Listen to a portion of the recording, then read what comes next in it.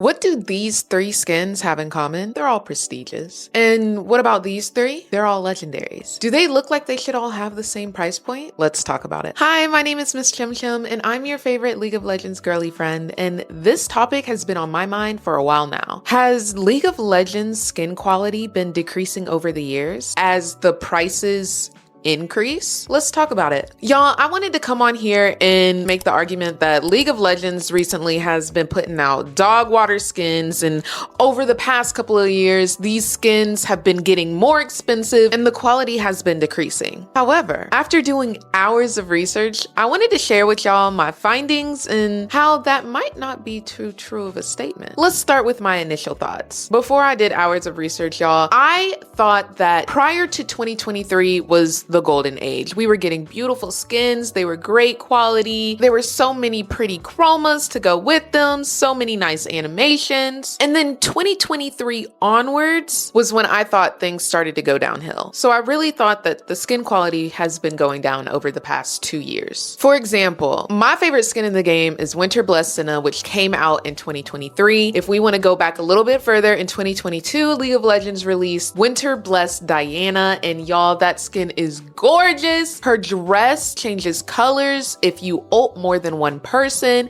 If you get a pentakill, the entirety of Summoner's Rift is now dripped down in some beautiful snow. And I know everybody and their grandmama have been asking for that winter map to come back. And I know they said that they can't do it, but we got part of it in Winter Blessed Diana. And if you need another example, let's talk about High Noon Lucian, which came out in 2018. Now, you know, I know, we know together that that skin feels amazing to play. And even if you haven't played Lucian, you still know about High Noon Lucian. And arguably one of his best skins, the animations, the autos, everything is just so fluid. Definitely a top tier skin. And I know I didn't touch too much on Winter Blessed Senna, but Senna looks like an absolute princess. The way she walks, the way she rides in that sleigh, when she has home guards, like, come on, nobody's touching her. Okay, so as I'm doing research prior to 2023, I'm like, okay, yeah, these skins were eaten down. And then I was like, okay, let's start getting points about how the skin quality was decreasing. So I started looking up skins that came out in 2024, legendaries specifically. And I'm not gonna lie to y'all, it was a pretty solid list. I didn't really have much to complain about. We had skins like Fright Knight Vigar, we had Primordian Aatrox, we had Empyrean Varus, we had High Noon Yone, Arcane Brawler Vi. Like,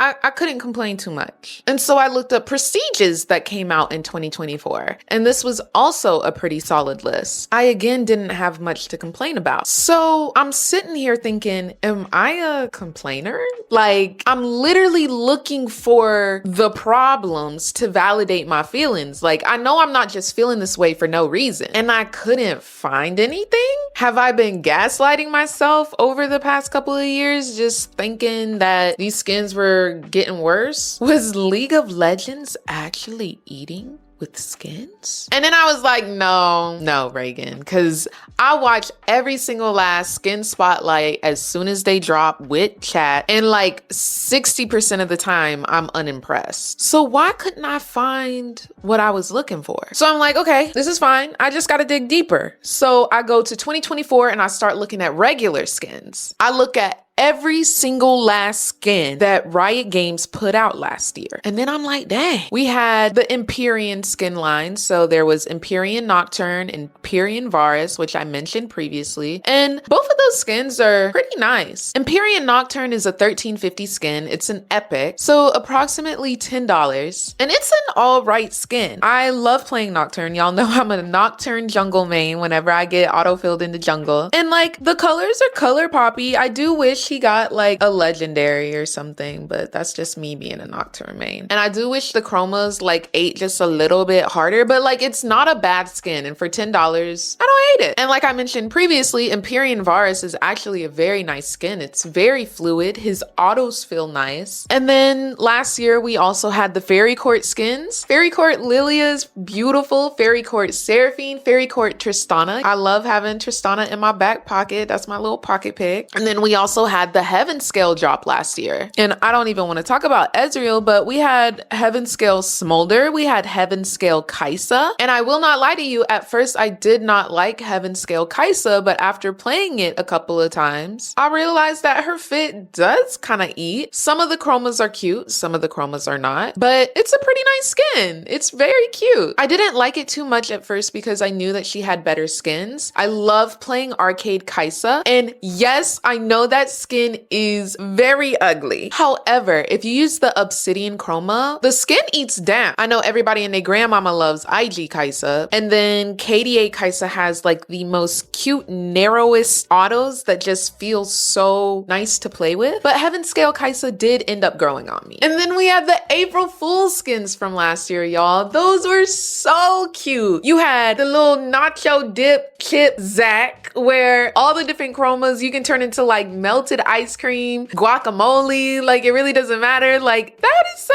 cute. And then you got Mr. Cheesehead Twitch. Come on. Choo Choo Conductor Train Orn. Like, oh my gosh. Like I'm just getting excited just thinking about those skins. Those skins were so cute. They did such an amazing job with those skins. The chromas ate down. They had some really good concepts from last year. There were also some skin drops that I just don't remember, like the porcelain skins from last year. Apparently there's like a porcelain Graves, a porcelain Morgana. For some reason, I do not remember these skins, but that's not to say that they weren't good. But anyways, at this point, y'all, I was about to scrap the video. I was done. I was like, I can't find any supporting evidence to show that the skin quality has been decreasing. Like these skins were actually pretty good from last year. Like what was I on? And yes, there were a couple of duds here and there. There always will be. So I'm like, okay, let me delete this script. Like I don't even got to do this video. And then I was like, hold on. Let's look at the skins from 2025. And yes, I know we're only 3 months in, but let's just humor me. So I started with the prestiges that have come out this year. And I was like, yep, I found it. So let's start with Prestige Katarina that was in the Battle Pass. Okay, first and foremost, if you want to sit here and argue with me that this new Prestige skin that just got released in 2025 is better than Prestige Fairy Court Katarina, why are you a liar? Go ahead, lie to me. I love it. Talk to me. She is not eating like Prestige Fairy Court Katarina. The way that the sparkles explode whenever she drops a dagger, whenever she moves to the dagger. Come on. She's eating down in that skin. And then we have Be For Real. Be for real. Don't play with me. And what's even worse is this skin is behind the Battle Pass. And then we've got the Prestige Cassiopeia skin. Cassiopeia. And like this skin isn't horrible, but I still feel like she has better skins. Like I feel like they could have done more as it is a prestige skin. When I think of prestige, I want that to be the best of the best, the top of the top. Come on. But it still kind of gave meh to me. And as I was doing research, I went on the Reddit for Cassiopeia mains, and some people were like, it's all right. But other people were like, I don't know if this is gonna top Spirit Blossom. And then we got to Prestige Darius. You know, I would tell you not to play in my face, but I feel like League of Legends played in my face with this skin. This just feels like an overpriced chroma. It has really two interesting things about it. Why would somebody choose this skin over Dunk Master Darius or literally any of his other skins? I do like the passive on this skin, and I do like his recall because it's from the YouTube video where Trundle and Darius have their little altercation, but like this man looked like Mr. Conehead to me. But again, I hate how these skins were behind the Battle Pass. It doesn't really feel special to me. And again, they feel like overpriced chromas. So I found the root of the problem. It wasn't skins decreasing in quality over the past years. It's skin quality decreasing this year, now, in the present. I really thought, wow, 2024 wasn't really that bad. I do still think that the Battle Pass skins are pretty bad, but they've already said that they're going to work on the skin quality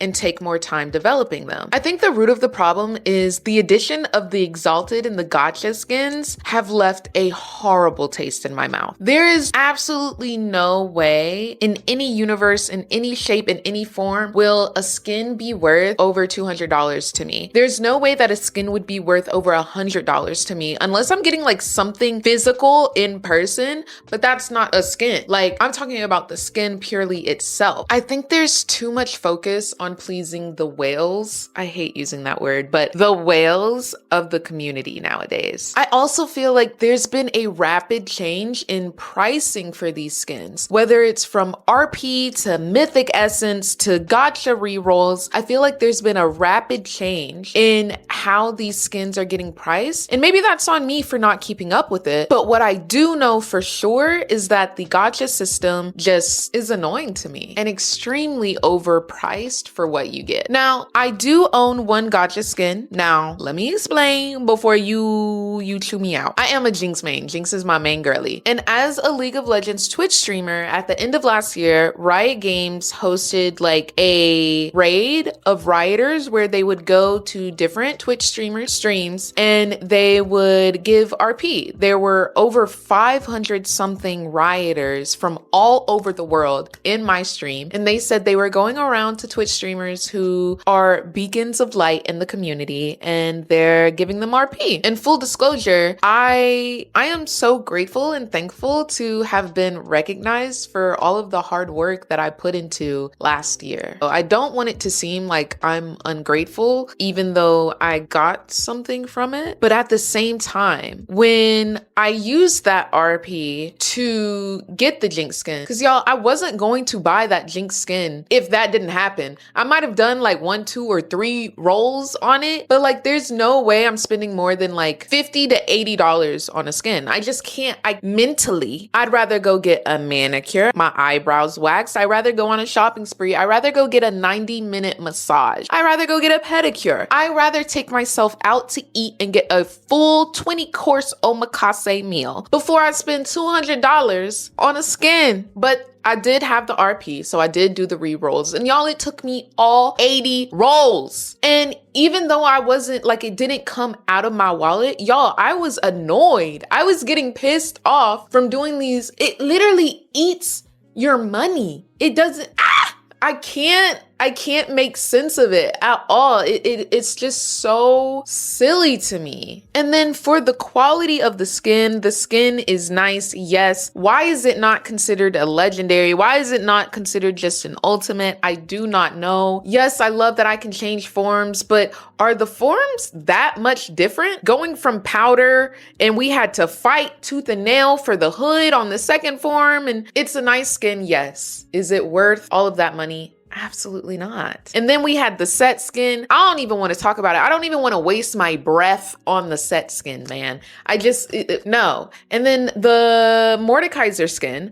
I do think the Mordekaiser skin is nice. I do think that there's more that they could do with it, but I think the different arenas are cool. He's human. It's a nice concept. However, that price tag just always does it for me. I just can't do it. Child, moral of the story. I do think that there are some gems that have come out in the last year. The skin quality has not decreased over the past couple of years. The skin quality decreased this year, 2025. Yes, there are a few duds here and there over the past year. And yes, we can cherry pick out some very good skins and some very bad skins. But vision is always 2020 in hindsight. Also, the gacha system is horrible, period. But how do y'all feel? Did I miss something? Because I came into this video so ready to tear apart League of Legends and say that their skin quality is garbage and they've been doing this and they've been doing that and everything is horrible and But when I looked at the full list, I kind of eased up a bit. Do y'all think that the skin quality has decreased over the past couple of years? Or do you agree that it was just this year so far? Let me know down in the comments. But if you want to talk about it in person, I stream every weekday at 12 p.m. Pacific Standard Time or 3 p.m. Eastern Standard Time. If you live in any other time zone,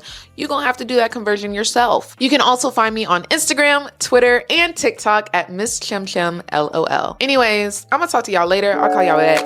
Bye.